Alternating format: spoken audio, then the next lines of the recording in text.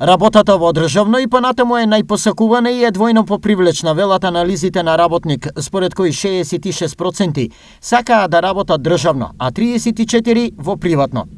Зошто јавниот сектор е толку посакуван и од вработените и од невработените? Државно. Па јасна работа е. Клати, врати, земи плата. Државната послабо се работи, за тоа е така.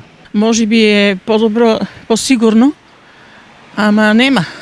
Никаква сигурност. Што може да работи еден месец и отказ да му даде. Па, сигурна работа. За тоа. Од друга страна, добрите тенденции се на страна на приватниот сектор, бидејќи има потенцијал да дава поголеми плати и да понуди поголем кариерен напредок. Сепак, дали поголемите плати се доволно приватното да се замени со државно?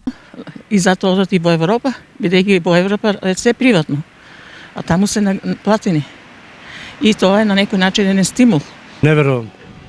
Тоа е од времето навикнато така по државно да се работи. Нели? Послабо се работи таму. Те така е. Многу не ги терат и така да... Ајде, денеска ќе замине така и готово. Дали ако во приватното даваат повеќе плата, тие би работеле во приватно? Да, сигур.